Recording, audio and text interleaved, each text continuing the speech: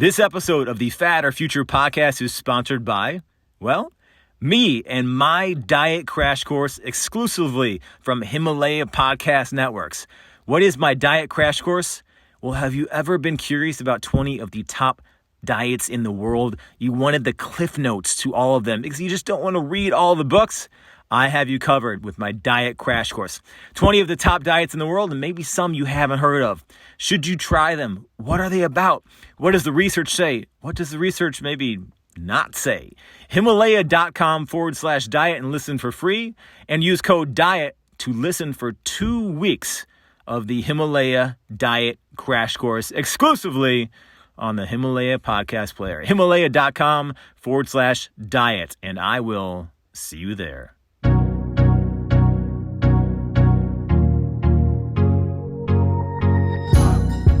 Welcome to another episode of the Fat or Future podcast. I'm Joey Thurman, and I have a living legend in front of me turning 59. He's going to be 60 coming up, and I tell you what, I bet the guy can lift more and outrun me, and definitely on an intellectual level. You have me beat. The great Paul Chek.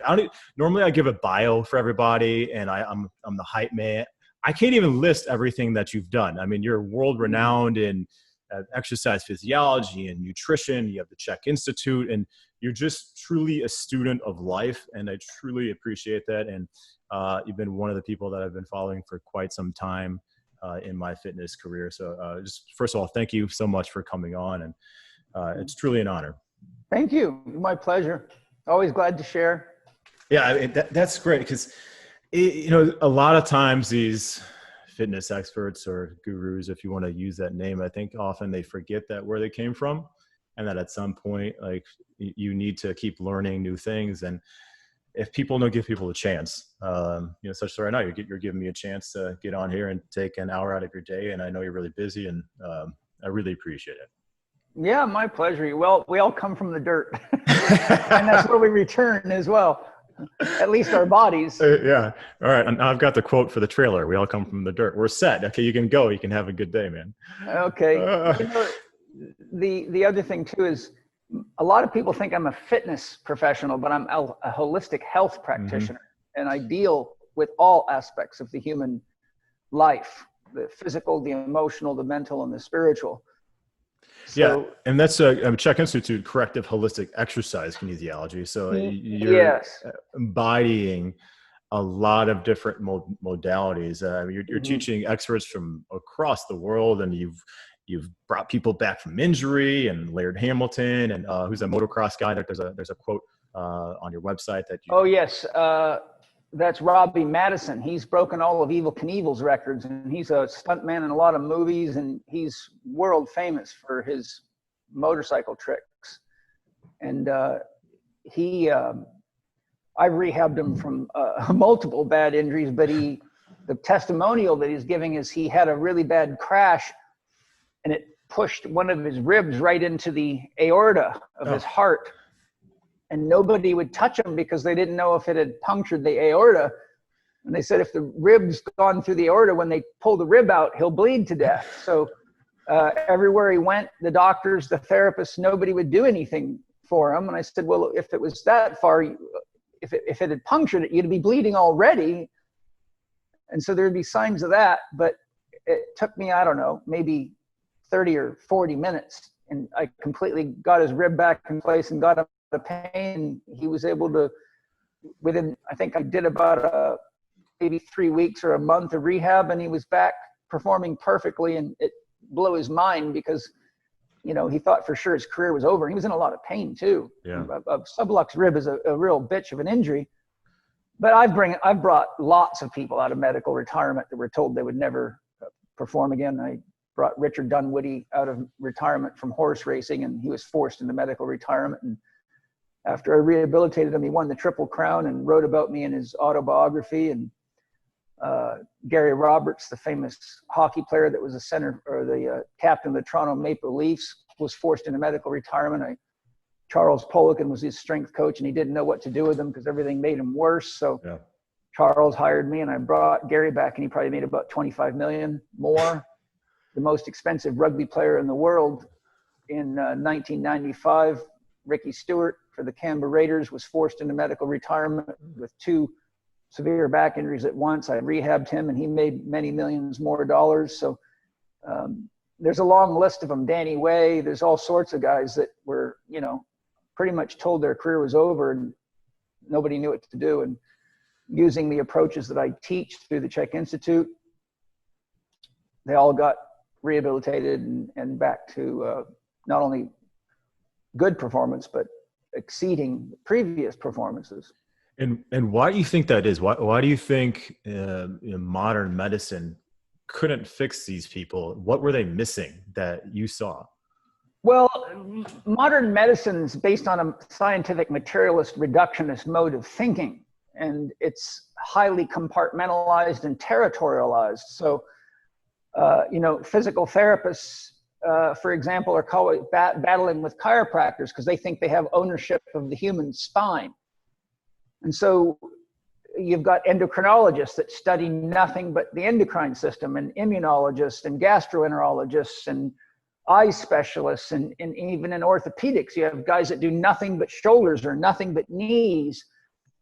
So what happens is medicine has become so narrowly focused and so compartmentalized, it's like they're looking through a keyhole. But the human body is a cybernetic system, which by definition is a system of systems that are all interconnected. So the analogy I give my students is simply this: is it possible to touch a spider web in any location without affecting the entire web? Well, even a child knows, no, you can't do that. So what's causing the hormonal system? For example, if someone comes with adrenal burnout, functional medicine practitioners will say, oh, this person's in phase 2 or phase 3 adrenal exhaustion. They need pregnenolone, licorice root, and all these pills. Yep. And I say, well, great, but you haven't addressed what caused the problem. You haven't looked at the factors that can cause the problem. It can be psychological, like a divorce can burn someone's adrenal glands out. Mm-hmm. The loss of a loved one, a failing business, a failing relationship with your parents or your siblings, or heavy metal toxicity or environmental poisoning, or over-exercise or under-exercise, or food intolerance, food allergy, a parasite infection, a fungal infection, you know, medical drug side effects, alcohol addiction, any addiction. So really, why they have such a hard time is because they're using an input-output model. If I do this, this should happen. And when they do this and that doesn't happen, then they blame it on the patient, or they refer them to someone else, but they usually refer them to someone else with the same training that looks at them through the same eyes. And so what I teach people is we have 3 issues at hand: input, process, outcome. The input is almost always the belief system. Behind every action that gets you in trouble is a belief that led you to doing it, right? If you don't believe gluten can be a problem for people, and you've convinced yourself of that, you can be highly gluten intolerant and have a lot of problems. And if you keep going to doctors and therapists that also don't believe in gluten intolerance, which will be easy to tell because they'll look as sick as you, then you aren't going to get help. So the point I'm driving at is that between the input and the output is the process, and the name of the process is life.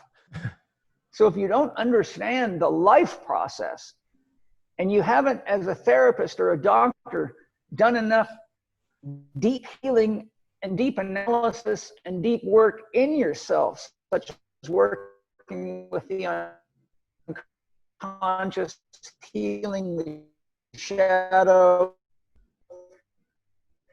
having a clear sense of mission, vision, something to inspire you, relationships to engage in, and really devoting yourself as a student of life, then you don't have the depth within yourself to plumb the depths of another person.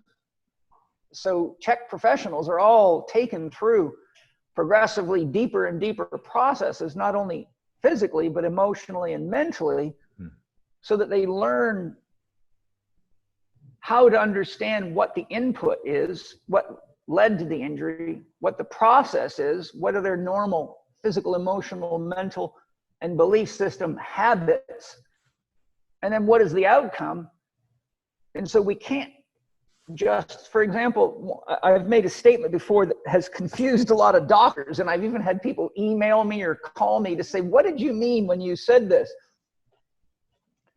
And in one of my programs, I say, a Hindu's knee is not the same as a Christian's knee, is not the same as a Muslim's knee, is not the same as a Buddhist knee. So if you're doing rehabilitation even on a knee, you're not dealing with the same thing. But if you look in an anatomy book, they'll say that's a patella tendon, that's a cruciate ligament, that's a ... Right.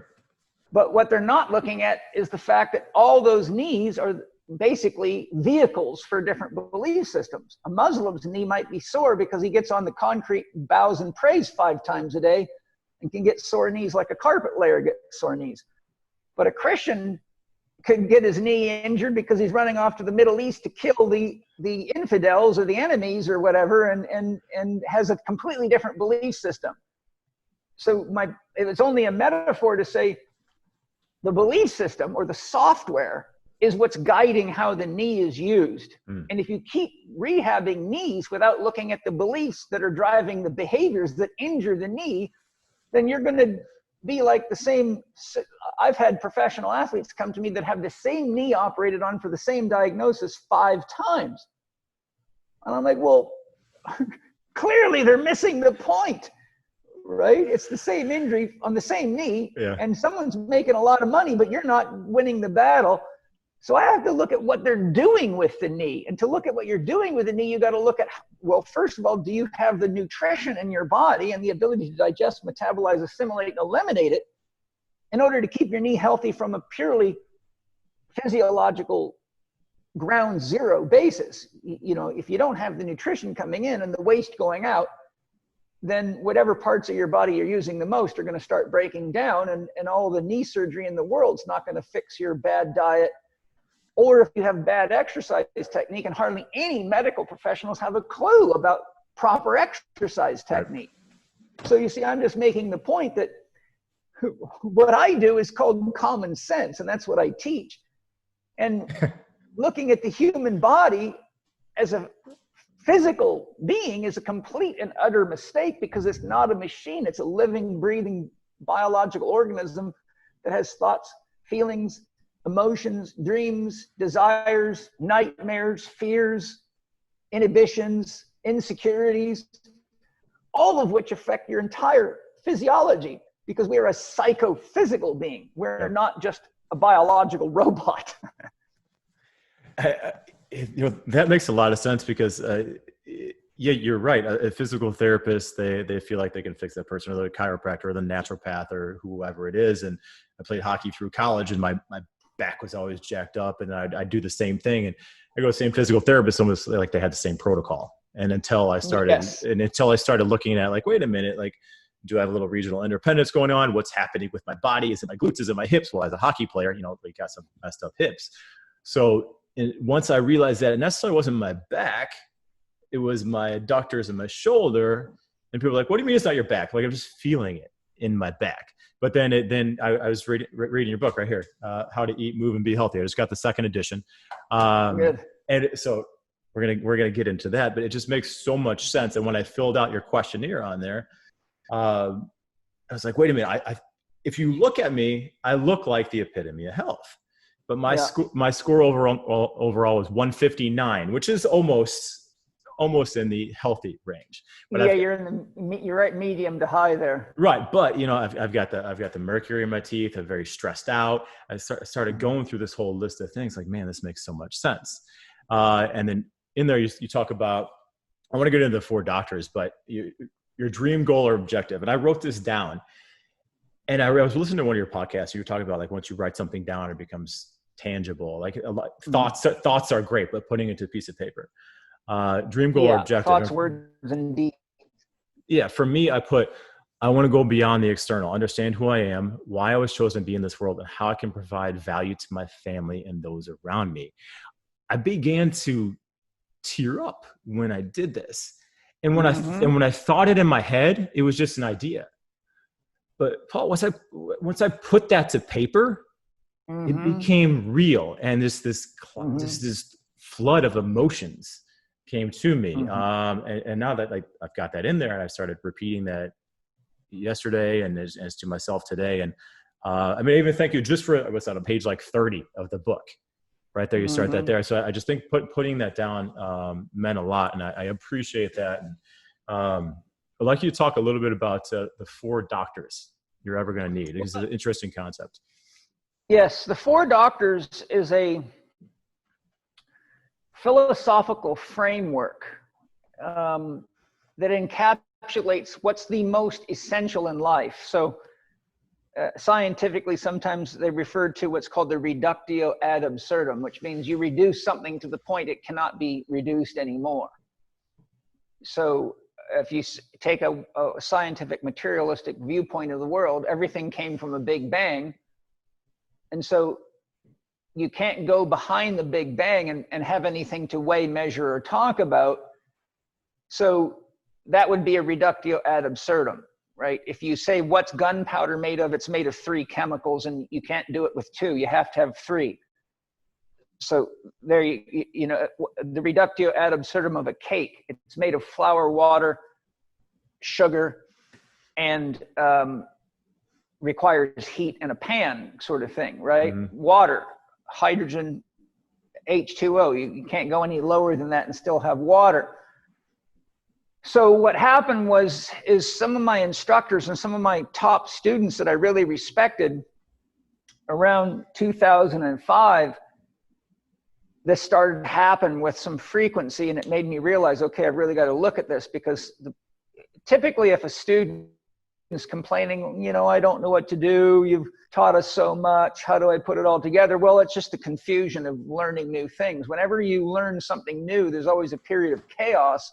Because if you learn something new, it means if you're going to apply it, quite often something that you were doing has to change, or you can't apply the new technique, right? If you, for example, if you're used to going to bed late at night and sleeping in, but your adrenals are burnt out, and I say, guess what? Your body does a lot better if you get up early in the morning and extend your day, because the sun's on its way up, so your hormonal system's already on its way up.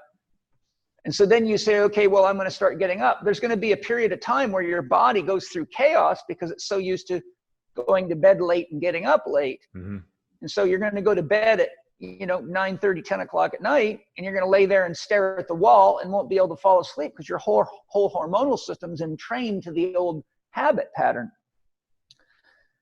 So the point I'm making is there's a period of chaos when you learn something new that most people need support to get through, or they just fall back into their old habits. But when very skilled students and instructors started coming to me saying the same thing almost verbatim, but they didn't even know each other, which was, Paul, you've taught us so much. I can evaluate people all day long. I can gather more information than any doctor or therapist I've ever met. But most people have so many things wrong with them, and I gather so much information, I don't know where to start, because there's often 10, 12, 15 things going on at the same time. And there's no way I can even begin to do all that with them, because it'll turn their entire life inside out and upside down. Yeah. So I thought, okay, so what they were saying is, how do you decide what to do? And what I realized is I had an internal intuitive process that I had developed from years and years of seeing patients and clients and training athletes and working through my own challenges. But I now had to figure out a way to structure that internal process. So I went into meditation and I said to my soul, I really need you to help me synthesize this to a system that can be used by the very, very beginners to know what's the most important. And the same system should work all the way to the most elite. So it's funny that you're asking this, because I was just on London Real this morning. They asked the exact same question, so I feel like it's Groundhog Day. So I said to my soul, how do I put this together? And my soul guided me into my closet, where I have hundreds and hundreds of university courses I've studied, and audio books and notebooks, and just, loads of stuff I've studied all these years. And it guided me right to an old herbology course from about 1989, like it was CD-ROM course. Even in 2005, when I was doing this, I was worried it wouldn't even play. It was so old. And so I said to my soul, you want me to study a course in herbology to figure this out? My soul said, yes. So I'm lifting weights and listening to this thing while I'm working out. And all of a sudden, the presenter says, the Romans, a long time ago, the Romans had a belief that whenever anyone got sick, it was because there was a problem with one of their three doctors, Dr. Happiness, Dr. Diet, or Dr. Quiet. And it hit me like a lightning bolt. I said, oh, I know exactly what they're talking about, except the Romans didn't live in a society that had issues of sedentary living. Mm. Even washing your laundry was a workout back then.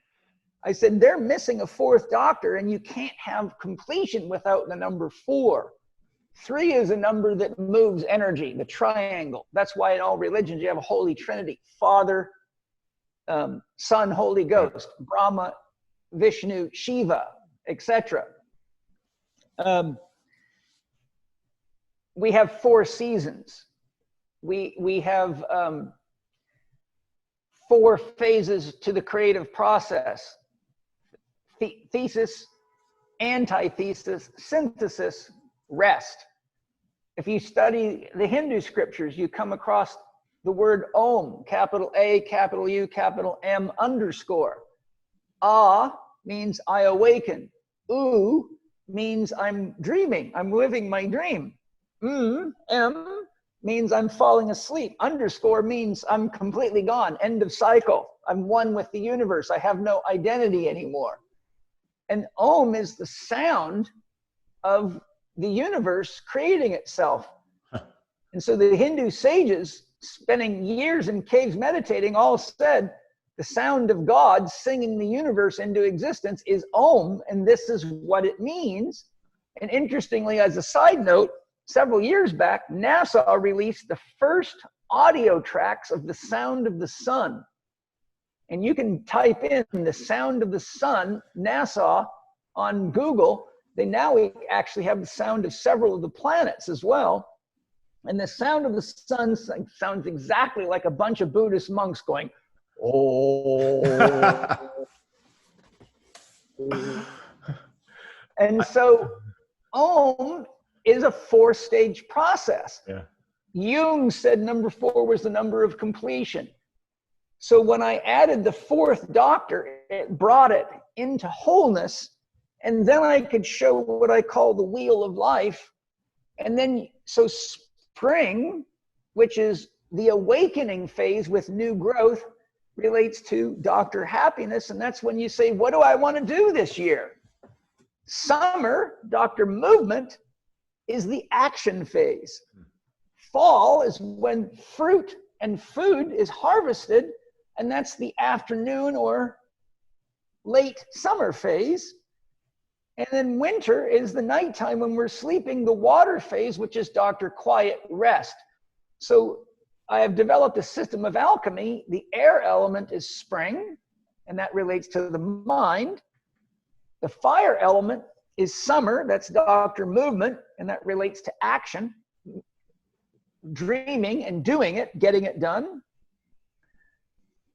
Fall is the earth element because food is tangible. So food is not just physical, food is emotional, food is mental. So the physical body feeds on food, the emotional body feeds on emotions, and the mental body feeds on thought, and the spiritual body feeds on connection to a progressively larger whole. So there you see, for example, a lot of eating disorders are because people are unaware that they're trying to fill an emotional or a mental or a spiritual void with food, but it's the wrong food for that level of a person's psychophysical reality. So they keep eating and they can never satiate because they're eating the wrong substance, right? But the point I'm driving at is, so that gave me a way to encapsulate a lot of comprehensive teachings. And then I said to my soul, okay, now I need to develop a simple process that they can use to engage those 4 doctors. And my soul said, this is quite funny. My soul said, grab your notebook and let's go for a walk. So at that time, we lived in our home in Vista, which had like 5 miles of hiking and running trails out in the bush. And I'm walking along and my soul says to me, what's the most important thing in your whole life? I said, love. And my soul said, very good, write that down. That's the number 1 thing. And then my soul said, what do you call it when someone's doing what they love to do? I said, living your dream. My soul said, there you go, write that down. And then my soul said, number 2, what's the most important thing for you to do when somebody needs your help? I said, an assessment. And my soul said, yes. And what are you looking for? I said, imbalances. And she said, look at the number you just wrote down. 2, Tai Chi, the male and the female. That's what creates the whole universe. Yin, that which multiplies power, draws into itself. That's the anabolic force. Yang expresses energy, divides energy. That's the catabolic force. And if those 2 are out of balance, you're in trouble. If you're too catabolic, that's fire. You dry yourself out, burn yourself out. If you're sedentary, you're too yin, you become a water bog and things start to rot and you get sick. So my soul said, the entire universe is created out of those 2 forces. And ultimately, as a therapist, it's your job to help people balance those 2 forces.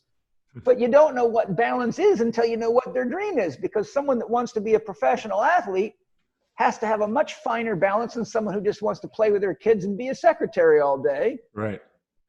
So then she said, number 3. And I said, 3. She said,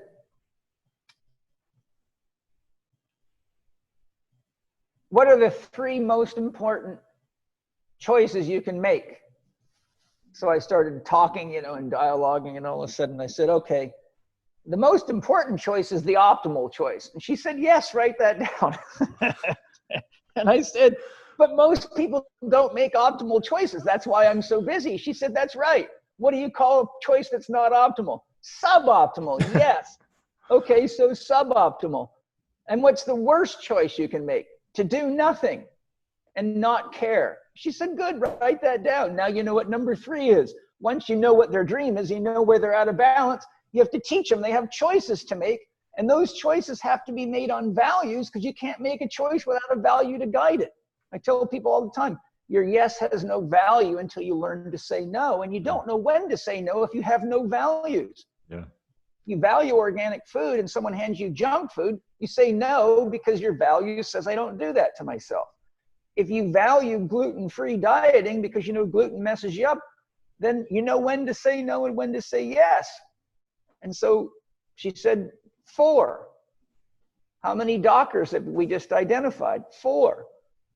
So she said, there you go. You got 4 doctors. The first thing you do is identify what they love enough to change for. And if they don't have a dream, identify where their nightmare is, because that's where most of their energy is trapped, and therefore their healing power is lost in their nightmare. So whenever there's no dream, you go for the nightmare and you make that the focus, and that frees up enough stress that their creativity comes back online, and they figure out, they're more willing to go into the process of figuring out why they're here and what their contribution to the world is. So first we figure out what the dream is. Then we do an assessment. We figure out where the imbalances are. Then we know we have choices to make, but we have to establish values based on what is happy making for you, Dr. Happy. Dr. Happy is the chief physician, because it's up to each of us to decide what is happy making for us. And it's up to us to be responsible enough to make that part of our day and our week and our year. But you have to have values to guide you. So Dr. Happiness is the chief physician, because if you know what makes you happy, but you don't know how to eat, you don't know how to rest, and you don't know how to exercise, you'll always be sick or broken or in pain. So you'll never be able to do what makes you happy. You'll always be wishing you were doing it. So Dr. Happy is not only the person or the psychic figure involved in creating awareness of what is happy making, but having the values that give you the chance to do the things to make it sustainable. Dr. Movement means putting something into action. So movement at the physical level, the body. Movement at the emotional level means growing emotionally and healing wherever you're wounded so you can stay connected. At the mental level, we have to put things into action, right? As the Quakers say, pray and move your feet, which means if you just pray to God, to ask God to make all your bills go away and fix your pimples, but you don't do anything, nothing's going to happen. So Dr. Movement means from a mental level, we have great ideas, but we have to put energy into them. And if we're not committed to them, then we're really wasting our time. So I teach people you have to qualify a dream. If you're not at least a 7 out of a 10 scale committed to a dream, that's what I call a poorly qualified dream. And it's usually just a distraction from what you should be doing. So we have to look for what you really should be doing. And that's based on either what you need to do to heal or what your heart's calling you to do, which I have a system of exploring that, which I cover in PBS Success Mastery Lesson 1, which is all about how to find and live your dream or your legacy, your life's purpose. Yeah. So then diet, you know, we have to understand that the soil is the basis of life, and we have to understand we're each highly individual. There's no such thing as a diet that works for any group of people or any individual for any period of time, because we're way too dynamic in our interface with the environment and our relationships with ourselves and our relationships with others, with chemicals, with exercise stress, relationship stress, emotional stress. So the human body is highly adaptive, and depending on how we are training, for example, I just did a pretty decent deadlift session. So I'm going to be hungry for flesh food probably for the next 36 hours. And I'll have to eat more toward the lines of a paleo diet, or more of a, like a, you know, almost bordering on ketogenic diet. Yeah. But on days when I take off, I can eat like a vegetarian and not even miss the meat, and my body does fine. So if we're breaking a lot of protein down through exercise, if we don't have the genes to extract protein out of fiber, and we're on a vegetarian diet, we are going to screw ourselves up. And I've rehabbed tons of vegetarians that were trapped in a belief system, but not listening to their body. In fact, there's a great interview with Tim Sheaf, a famous athlete and parkour world champion, and you know, lots of high caliber athletic accomplishments. But it's the story of him being a vegan and then realizing it wasn't working for him, and then being honest and eating some fish and healing himself, but then being kicked out of his own company and attacked by the vegan world because he was being honest. So it's a great story, but it shows you how dangerous a belief system is. Yeah. So the point is, we have to engage Dr. Diet, and we have to engage rest. If we don't rest ourselves, we can't regenerate. Our creativity goes down the toilet, because the more stressed we get, more tired we get, the more stressed we get, the more left brain we get, the higher our cortisol levels get, the more of a fight or flight reaction, the more we start reacting out of programmed fear responses, and the less creativity we have. So ultimately what I ended up with is 4 doctors and a 4-step process. What is your dream? Where are you out of balance? What choices are you willing to make? And here's the 4 doctors you got to be aware of. Cheers. Some tobacco and herbs for you. One of my tricks for staying healthy. Yeah. So in your book, I go through all of these in my scores. And if anybody wants to get more in depth, How to Eat, Move, and Be Healthy, the 2nd edition, very good. So for me, my stress was a 40. So it's pretty high. Makes sense. I'm selling my condo. It's been a crazy 2020. Yeah.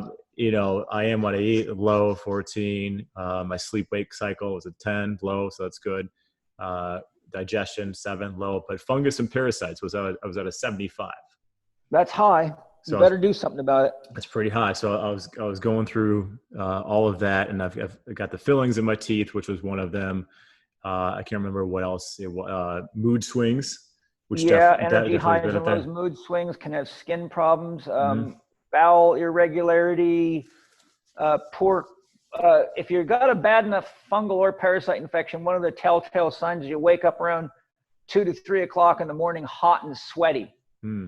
And then you can't get back to sleep until just before you're supposed to get up. So you lay there wound up like you're jacked up on adrenaline. The reason is parasites have the opposite day-night cycle of human beings. So their sun is the moon. So when it's high moon, that's the peak of their activity, where we're at our most anabolic spot. But that's when they do all their egg bearing. So they eat into their target organs, which creates huge amounts of inflammation to lay their eggs in your body. So at night, they're eating your food and eating into your body to put their larvae inside their target organs. So you have liver flukes, kidney flukes, you got worms like Ascaris that favor the liver gallbladder system, some that like the lungs. So what happens is when they're eating into you, it's bringing your inflammatory markers way up. So your body's releasing tons of cortisol, which is an activating hormone, stimulates the reticular activating system, and it makes you awake and alert. So you wake up hot because at night your metabolism's supposed to slow down. That's why we sleep better when it's cooler. Yeah.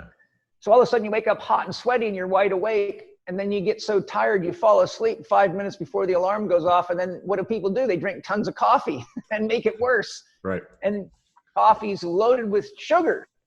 People don't realize that, but all you got to do is pick up a coffee cup or an espresso cup that's been sitting on the table long enough that there's just a stain in the bottom and smell it. And it smells like syrup because coffee's loaded with carbohydrate. And when you run it through hot water, it pulls all the sugars out of it.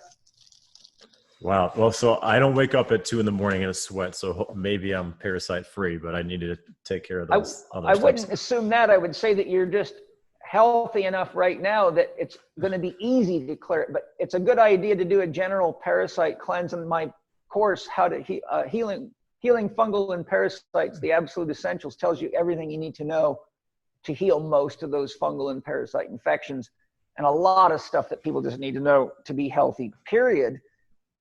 But the point I'm making is that there's an example of something. Now, research shows that about 90% of the world population has a fungal infection, and other research shows about 90% of the world population has an active parasite infection. So that means 9 out of 10 people are walking around with an infection. So by definition, we all have funguses and parasites in our body. That's normal. Yeah. Depending on which research you look at, between 50 and 90% of the cells that make up our body are not even human. They're funguses, viruses, and bacteria, and bugs, parasites. But our body uses them to inform it about the environment. So if you have normal levels of fungal and parasites, you don't have an infection. You have a symbiotic relationship. Infection is when you've got more inflammation and or they're consuming more of your resources then allows you to maintain your health and your vitality, and you start getting symptoms. Makes sense. Yeah. I'll have to take care of that. I didn't realize that was the percentage of people that have some sort of parasite infection. It's huge. It's very, very high, and it's very debilitating. And can't even count the number of elite athletes that I track their chronic joint problems, muscle problems, tendon problems, chronic injuries, low level energy levels, low sexual performance, right back to fungal and parasite infections, which, by the way, the most common cause of is not resting enough, staying up too late, and eating too much carbohydrate for their body's needs, mostly simple carbohydrates such as sports drinks, sports bars, canned or packaged protein powders and things like that. And or just not having enough knowledge to pay attention to how their body's reacting to their food. But any kind of heavy emotional stress, financial stress, relationship stress tends to put somebody in a mode where they need comfort food. So most people are so stressed with financial stress, relationship stress, work stress, stress with their own relationship with themselves, that they're actually medicating themselves by finding foods that they psychologically associate with freedom or happy times in their lives, such as birthdays, times when mom and dad wouldn't punish you. Right? So psychologically, we reach for anything that gives us a sense of safety, security, comfort, or connects us to the concept of joy, freedom, or freedom from restrictions such as parental control. And so when people are stressed enough, they'll eat things that make their body worse, which then shows up as drops in athletic performance and the reoccurrence of chronic nagging injuries. But everybody keeps trying to treat those things without actually treating the cause, such as back problems, neck problems, shoulder problems, knee problems. And once you get fungal mycotoxins in your body, it's a very dangerous game. Those are some of the most dangerous chemicals in the world. They use them in biological warfare, for God's sakes. And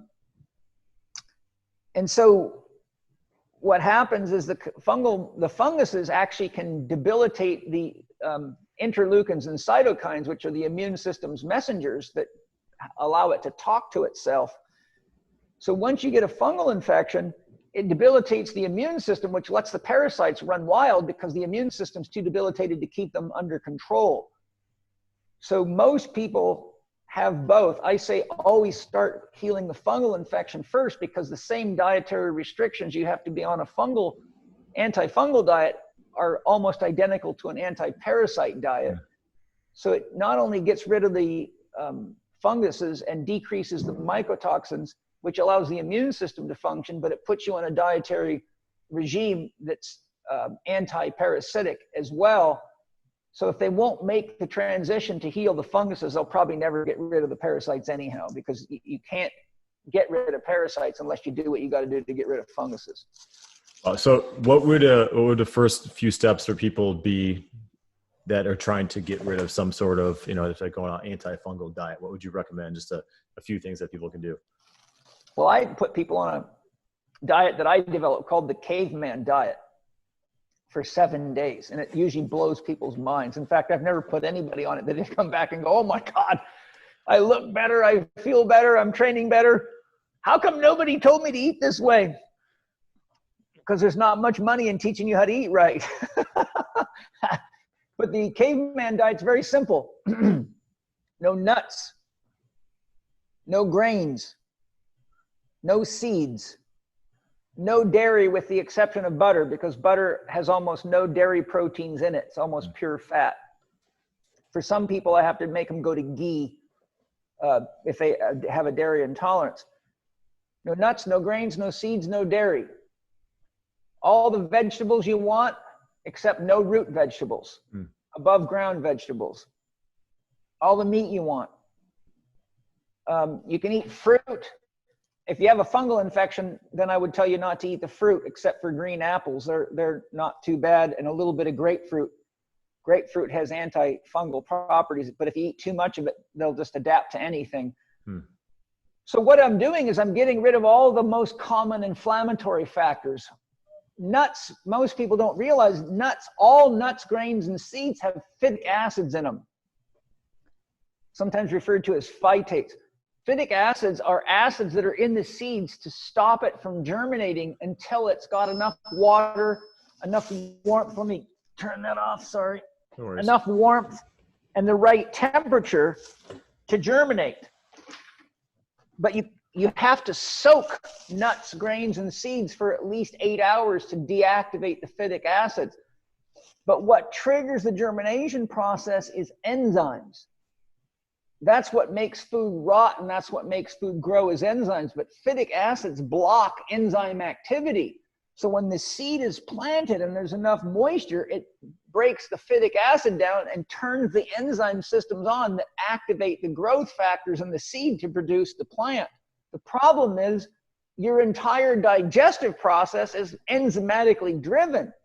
So when you're eating nuts, grains, and seeds, you're eating enzyme blockers. And so what happens is your body burns out its enzyme resources. And if you're not eating enough raw food, you don't have any enzymes coming in.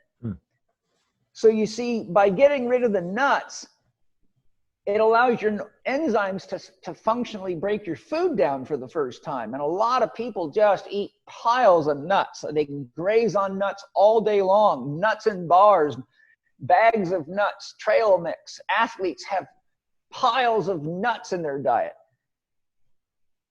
And remember, gluten is in all grains except corn, rice, buckwheat, and millet.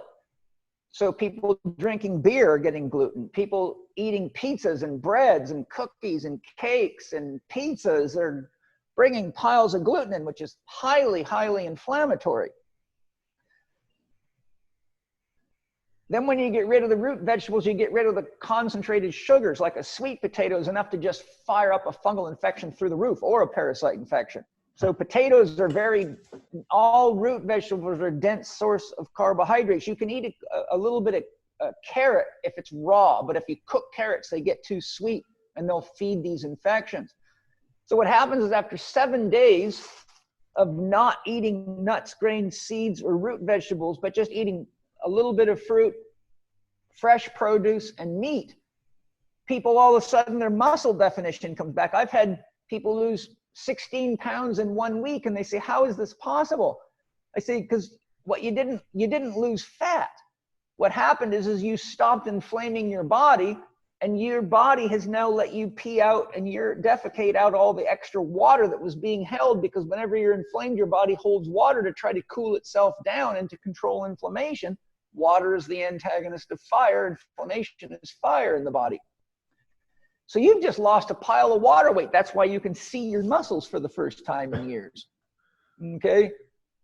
Because you can't lose weight that quickly unless you starve someone. And these people are eating you can eat as much food as you want. There's no limit on calories.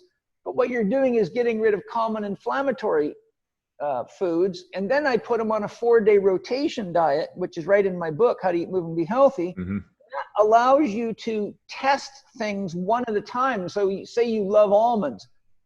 I say, okay, Joey, if you want to try almonds, try them by themselves with something you know doesn't bother you. So for example, if you normally have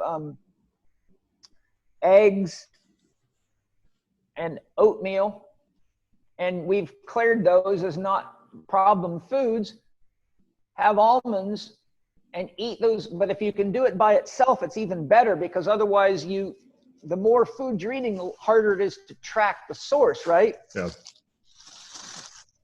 So for example, I'll say just eat almonds for breakfast, or eat something that you like with the almonds, but keep it to one thing, like maybe gluten-free toast with almond butter. And all of a sudden, boom, they get a headache, or they get really lethargic and tired. And they go, oh my God, these almonds just zap the shit out of me.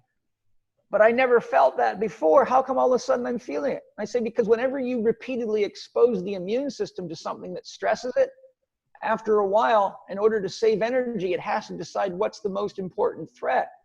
So if you've got cancer cells in your body, and you've got things like heavy metal toxicity and viruses and bacteria and fungi and parasites, the immune system has to start regulating in a priority where it's going to spend its energy.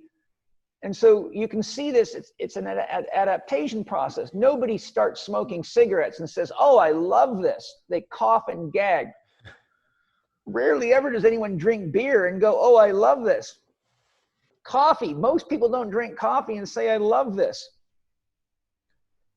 So when you repeatedly expose your body to these things, it adaptively responds and it acclimatizes. But once the priority is such that there's too many things to go after, it just stops paying attention to the lesser threats.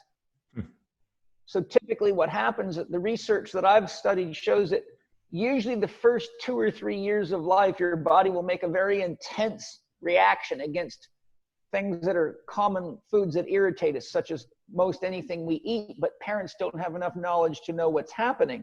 Yeah. So you walk around, you see sick-looking kids everywhere because parents are feeding them all kinds of crap. And for me, I'm like, oh, these poor kids, they're dying, and their parents don't realize it. But then after about 30 years, the research says somewhere between age 30 and 35, the body makes another run at it. It tries to fight it off again. So all of a sudden, people start reacting to cigarettes, reacting to alcohol, reacting to gluten, reacting to all sorts of shit, because it's really the body going into a survival reaction to try to get the inflammation or the threat out of the body. and it knows if it doesn't do it, it's going to die eventually because it's depleted. It's so depleted. And so what I'm pointing out is that a lot of these people have no idea that they react negatively to nuts or negatively to cookies or negatively to sports bars because their body is too overloaded and it's prioritizing more serious threats. But once you take them out for 7 days, the immune system has a chance to recover and get its energy back, and it hasn't been exposed, so it calms down. Mm-hmm. Then when you reintroduce it, boom, you know something's going on. Wow. I did a 5-day fast earlier this year. So that was one of the times where my brain started to feel pretty good, but my body felt incredibly weak. I wasn't having any calories. I lost like 13 pounds in 5 days. Yeah. And then once I started reintroducing, I think I started with like raw, like kale and vegetables right away. I started feeling pretty good, but pretty soon after that, I mean, I have a lot of nuts, and every now and then I'm running around training 10, 12 people a day. I'll grab a bar or a shake or something. I start to feel like shit again. Yes, that's what's going on. So I could see people like, man, he's diagnosing me right now. Yeah, that is probably what's happening. You're not alone. I'm sure almost everybody listening to you is like, oh, maybe that's it. Yeah, that's probably it. All right. And you were talking, I was listening to one of your breathing podcasts, and you were saying that nobody who has sugar is going to really be able to breathe that well. No. And that is something that you don't hear. Well, this is the first time I ever heard it was from you. Can you go into that a little bit? Yes, sugar, processed sugar in particular.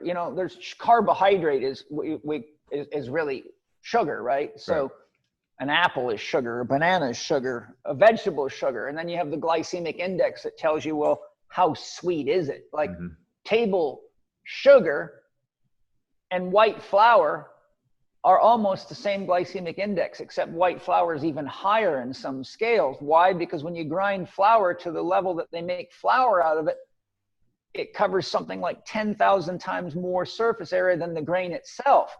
So you take 1 grain of wheat, run it through a flour mill, and it'll cover 10,000 times the surface area that grain of wheat originally would cover, which means that one piece of wheat that you can hold in your little fingertips now can cover a huge area of your small intestine.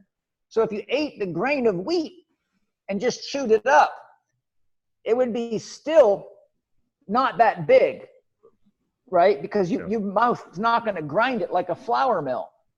But when you take a grain and run it through a flour mill, it will now cover such a large section of your small intestine. You've got 50,000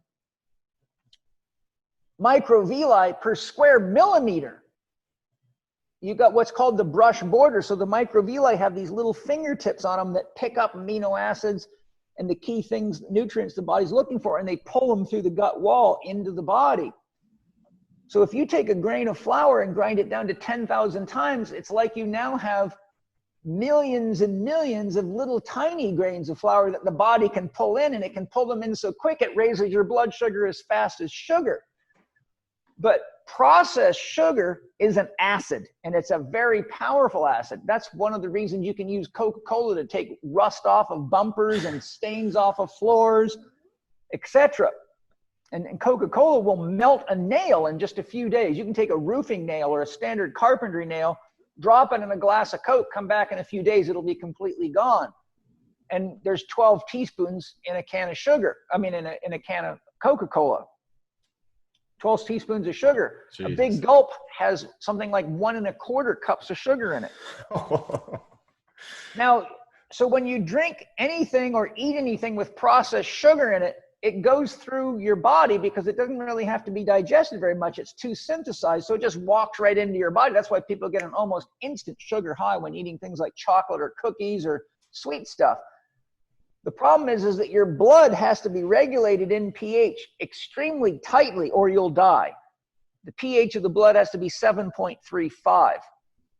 So once you start eating processed sugar or drinking it, it shifts your body toward acid very quickly, and it'll get into your bloodstream. And in order for you to keep your blood at 7.35, the body has to start hyperventilating because oxygen is an alkalinizer for the blood, and oxygen goes into the blood immediately. Your blood circulates through your body about every 3.5 to 5 seconds. So your blood's moving around very, very quickly through your body. So once you acidify the body with sugar, the body starts to bring your respiratory rate up to bring enough oxygen in to alkalinize all the acid that you're eating from the sugar. So I giggle because all the, not picking on anybody, I'm just making a point, Wim Hof and millions of people teaching breathing workshops, but people aren't looking at the psychological factors. They're not looking at the traumatic factors or the dietary factors or their structural factors that stop them from breathing properly anyhow. So you're learning all these fancy breath control techniques that are treating the symptoms of the actual causes that you're not addressing. And diet is one of the most rapid ways to screw your breathing pattern up. And when your breathing speeds up, it triggers the sympathetic nervous system. So once you go above baseline breathing, as you start doing faster and faster breathing, oxygen's highly stimulatory. And in nature, we don't ever have to breathe fast unless we're running for our life or fighting for our life. So once you start hyperventilating, you get a sympathetic switch where your sympathetic system becomes much more dominant, which is the fight or flight system, which is the system that produces adrenaline and cortisol in the body. So when a person's breathing rate is up chronically like that, they can't sleep very well, they can't think very well, their creativity goes down, they're emotional, they're edgy, they're buzzy. Everything's kind of like, it's like one crisis after another. Relationships don't work well, they're not patient, they don't do good parenting, because they don't realize that when you're breathing that way to protect your blood, you're also firing up the sympathetic system, which is the system that divides your energy, uses your energy, and it has to be counterbalanced by the anabolic system, which is the rest and recovery, growth, regenerate, and repair system, which is heavily dependent upon sleep and bringing your blood sugar down and the release of melatonin. If you have too much sugar in your body, you have too much cortisol, which antagonizes melatonin, so you never drop into a deep sleep. You might sleep 8 hours, but you wake up feeling like you're hungover and tired. And, there's a myriad of indicators that I teach to look for in my holistic lifestyle coach training program, particularly HLC2. HLC1 is my baseline course for the public, but HLC2 is my first professional level training. So I show you how to read people's bodies so you know exactly what's going on, and it's very reliable. But so what I'm saying is, ultimately, oxygen alkalinizes the blood, and oxygen, by the way, also excites muscle contraction. When you're about to do a max deadlift or squat, what do you do unconsciously with your breathing? Right. Hold, brace. No, but before that, watch the Olympics, watch powerlifting. Take what do people do right before a big lift? They don't even know why they're doing it. The reason they're doing it is the brain saying you've got to get a lot of oxygen here. Yeah. Why? Because oxygen facilitates the binding action of calcium in the actin and myosin filaments. So when we oxygenate our bodies before a heavy lift, we're exciting the entire actin and myosin filament system, which is how the muscle engages and contracts, right? Right. So the point I'm making is when you start breathing too much, you can facilitate spasm and muscle contraction in your body, and wherever you're holding on to emotions, or wherever you have injuries, or wherever you have ergonomic imbalances, such as keyboards that are too low or computer screens too low, your postural muscles are hyperactive. But now with the stimulation of all that oxygen, they're cramping all the time. So people are constantly getting pains in their necks, pains in their shoulders, pains in their backs, and they're aching all the time. And so then they start taking muscle relaxants and pills and blah, blah, blah. It goes on forever, right? And then they come to me and I'm saying, well, it's a diet problem. And you don't know how to breathe right. And you're not going to learn to breathe right till you get your diet right, because your breathing's compensating to try to keep you alive, because you're making bad choices because you're uneducated about how to care for a human body and how to live a human life. Yeah. So, all right. So they fix their diet, they go through this, and You talk about the yin and the yang. You've gone through that, and working in. Is this a point where once you fix that, and this is an interesting concept. Everyone understands working out, but you talk about breathing squats and working in and Tai Chi. Is this the point once they fix that, then somebody will start working in? No, you start working in right away. The more catabolically stressed you are, the more overheated, overstimulated, overexcited, or burned out, which is, I teach my holistic lifestyle coach students, you go through 2 phases. Burnout, which means you're overly inflamed, overly excited, working too much, doing too much metabolic activity, too much mental, emotional activity. So the system's always wound up. This is why, for example, eating past about 7 o'clock at night is a bad idea, because your organs and glands don't get any rest at night. So you can actually burn the system out by eating too late at night. So working out, by definition, means you're spending more energy and more resources per unit of time than the exercise or the activity brings back to your body. You understand that? Yeah. Okay. Now think of how many times you've gone to the gym on say a rest day, felt a bit tired, but laid on the ground and did nothing but stretching, got up and went, oh my God, my head's clear and I feel so much better. Why? Because fascia is an electret, which means by definition, scientifically, it produces electromagnetic energy when you stretch it. So whenever you stretch tight muscles, you're actually using the fascial structure to produce energy, just the way you can squeeze a crystal and get a spark out of it or a shot of light out of it, which is why crystals were used as tuners in radios for a very long time until we developed solid state technology. But if you study the history of radios, crystals are used, and when you turn the dial, you're actually putting pressure on a crystal, which changes the frequency that it sends and receives on. And fascia is basically functions like a crystal. It's technically called an electret, which is any substance that produces an electromagnetic charge when it's deformed.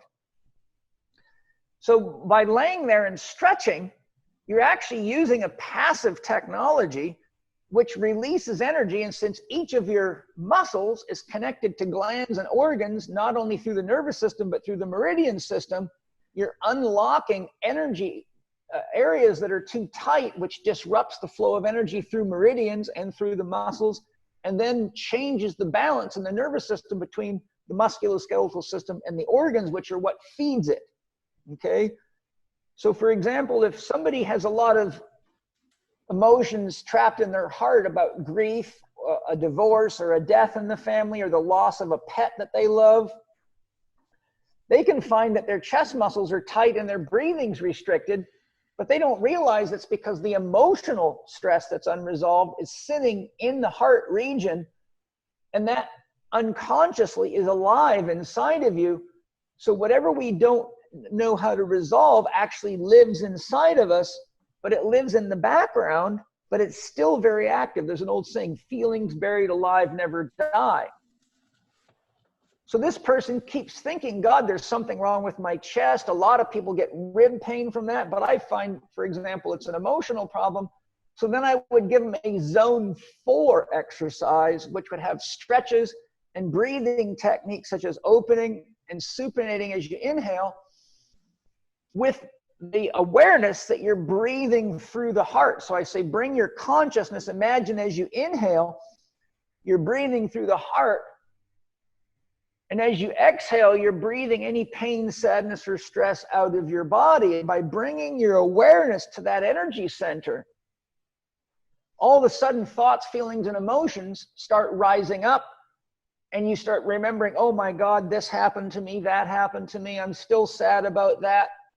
But now what was in the unconscious, which you can't work with by definition, you're unconscious of it, all of a sudden it starts coming up into consciousness, which allows you now to objectify it. You actually give it a name. You say, oh, there's the stress about my grandmother dying, or, oh, I'm really feeling sad because I lost Fido and I love Fido. And so now you say, okay, now that I can recognize the stressor, I can name it, I can blame it, and I can tame it. So when I feel my chest tightening up, it's my reminder that I have healing to do. So then I connect to my feelings and thoughts about the loss of my dog. And I say, I realize I lost my dog. I love my dog, and I still love my dog. Wherever you're at, I love you, Fido. And I can breathe through it, and I can alleviate the pain. I can actually work with it now. And I know that I have the ability to get another dog, and I can create a little altar for my dog and send love to my dog every day so I don't lose the connection. So when you take something from the subjective, unconscious, into the objective, now it loses control over you because you're aware of the activity of it inside your body. And you know that by breathing through that and opening it up, you can normalize the flow of energy in there, and you can put your awareness on the emotion. And whenever you do that, I tell people, think of the trapped emotion like an ice cube. Think of your conscious attention and awareness as warm water. And when you use your breath to regulate the flow like a manual pump, you breathe consciousness and warmth into the emotion, and it begins to dissolve. And now you begin to engage it. And once you fully bring yourself into touch with the emotion and you really engage it, it begins to heal.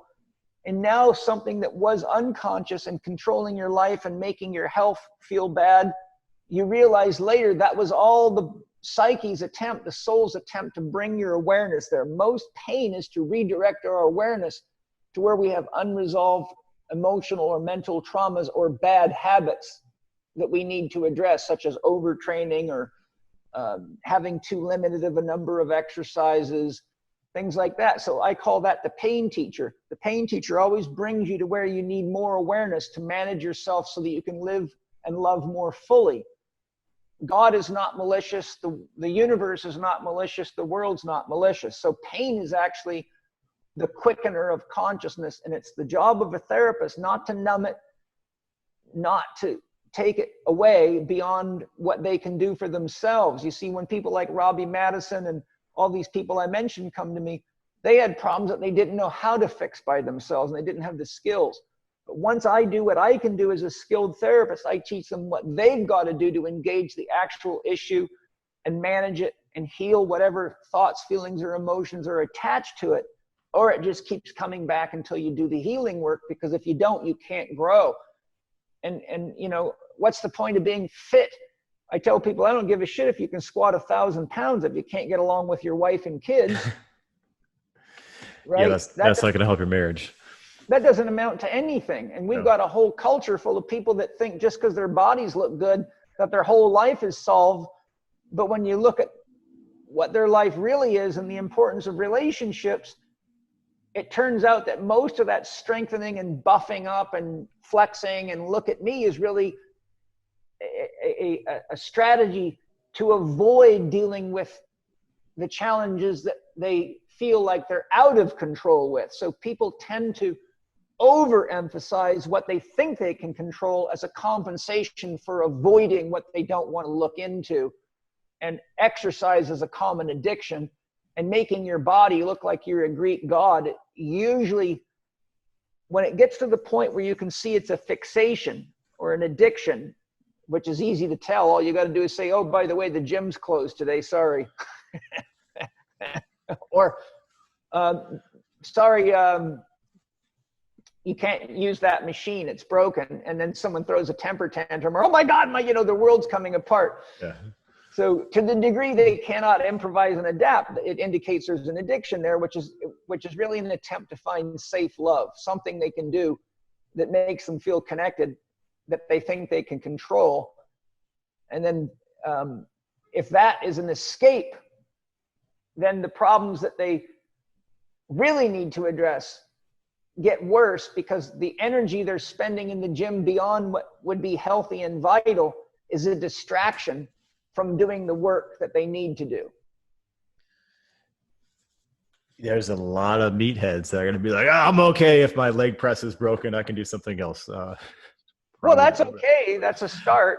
But I think if anybody that just looks honestly at their relationship with exercise, their relationship with food, with money, with sex, with pornography, with phones, with video, television, Instagram, Facebook, and just ask themselves what happens. You know, Joseph Campbell, one of the world's greatest mythologists and experts on world religion, said, if you want to know who your God is, ask yourself what you cannot do what you can't do without for 2 or 3 days.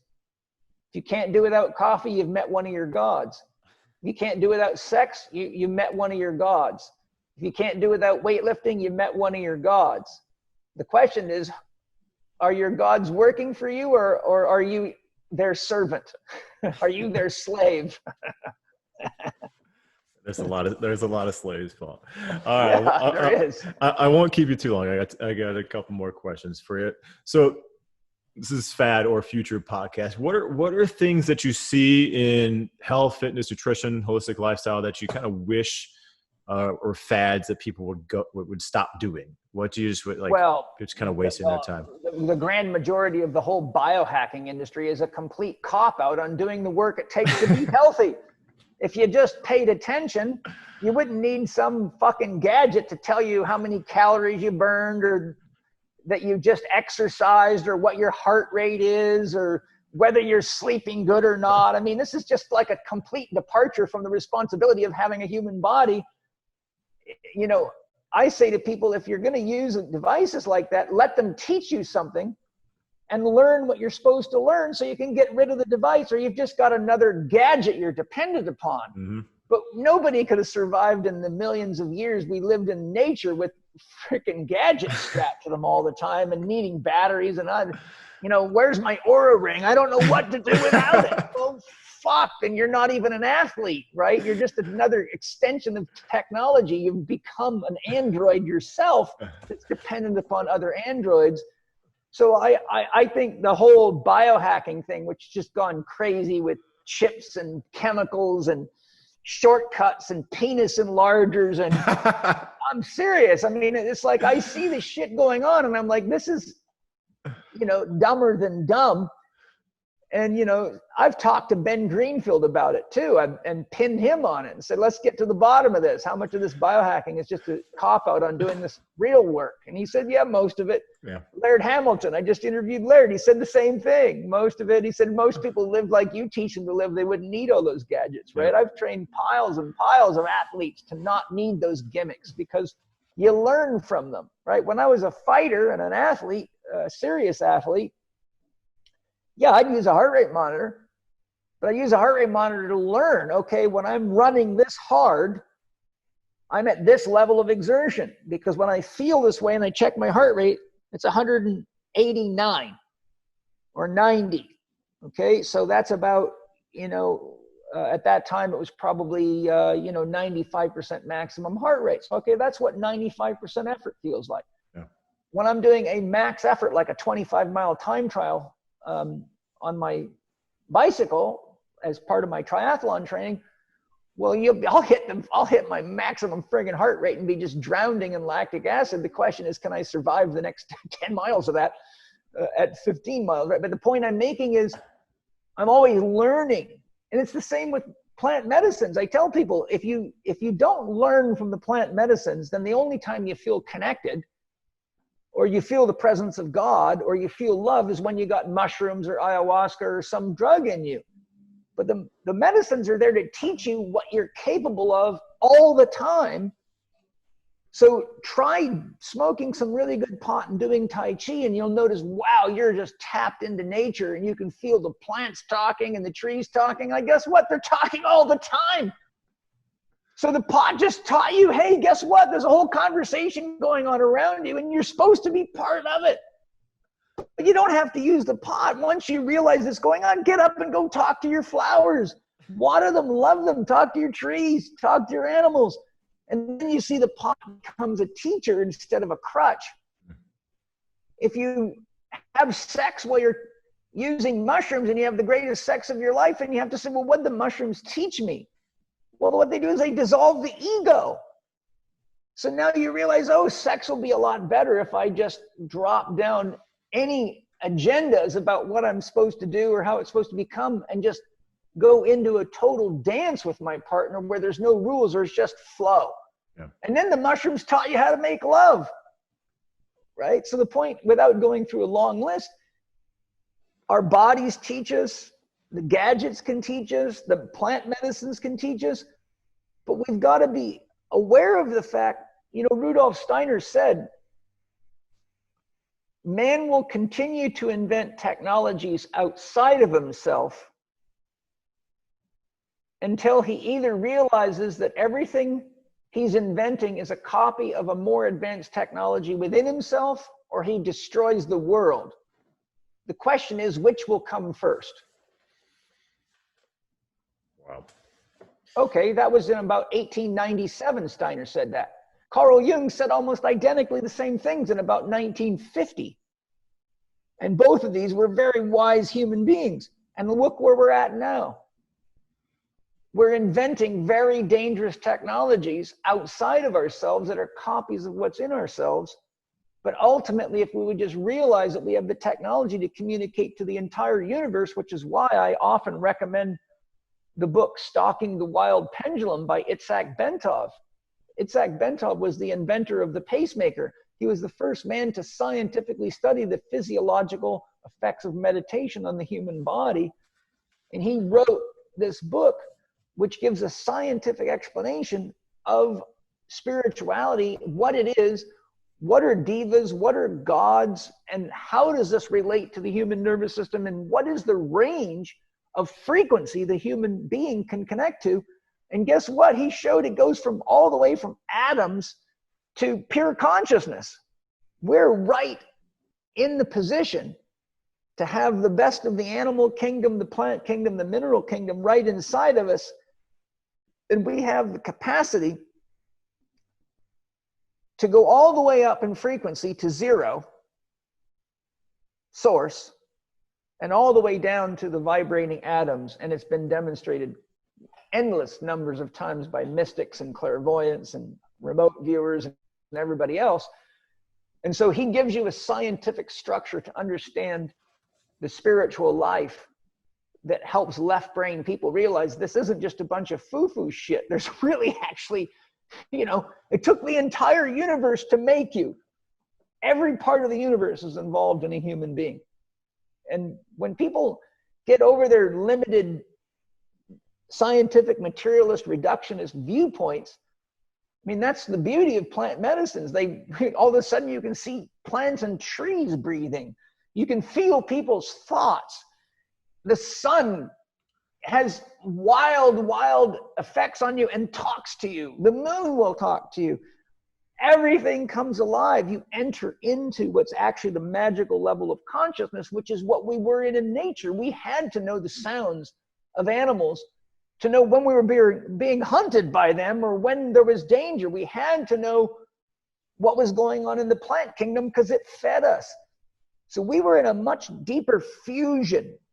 And if you look at the art of people using mushrooms, ayahuasca, and most psychedelics, there's all sorts of indications of a fusion into nature.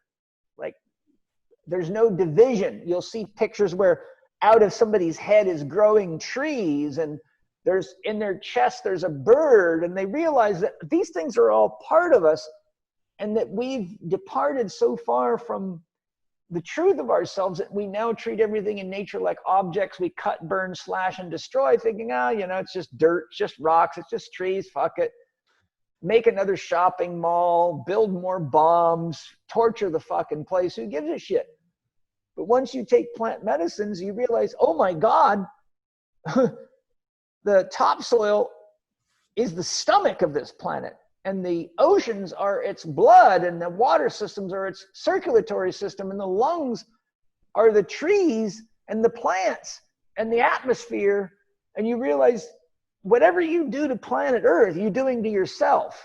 And to the degree you abuse yourself, you become confused about what's around you. And we've just gone far enough down the rabbit hole right now that, we've attracted a pandemic to wake us up and to get us to hold still and to start paying attention to the fact. And if you really look at, without a long dissertation, what viruses are and exosomes are. They're genetic information being sent by trouble spots in the world to upregulate our genes so we can adapt, so we don't die, but also to let us know there's big trouble. You got to take care of all this pollution. You got to take care of all this destruction because you're killing yourself and you're killing nature. Wow. You yourself, I don't know how much knowledge is up in that brain of yours, but it's not in my brain. Where's it at? It's in the field. That's been proven by research. You know, the most powerful computer in the world is the Cray supercomputer. Now they have some quantum computers, but the hard drive's made of water.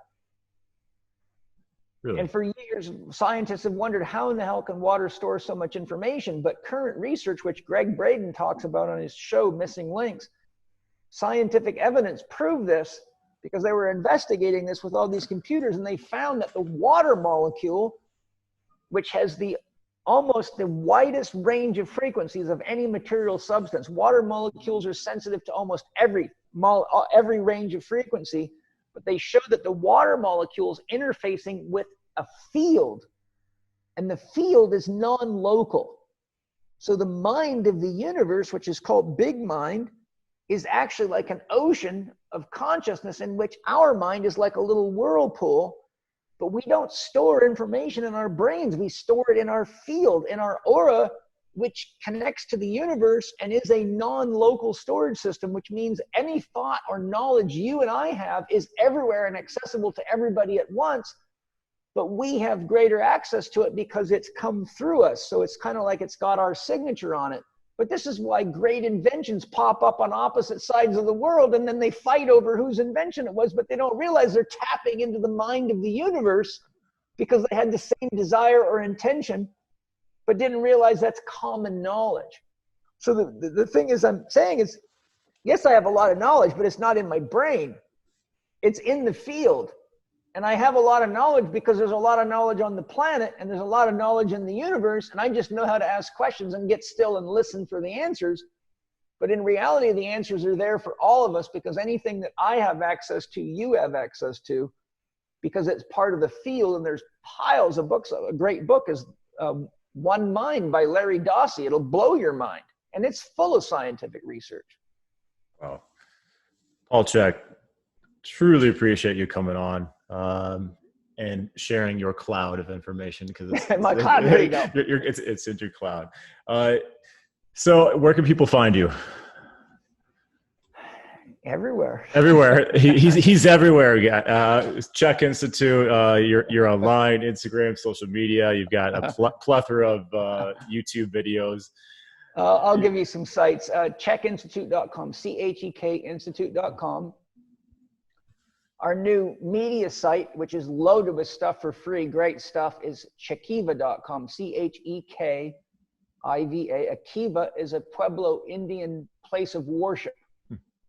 So Chek, Kiva means Chek Institute's place of worship, where we share knowledge with the world to help make the world a better place.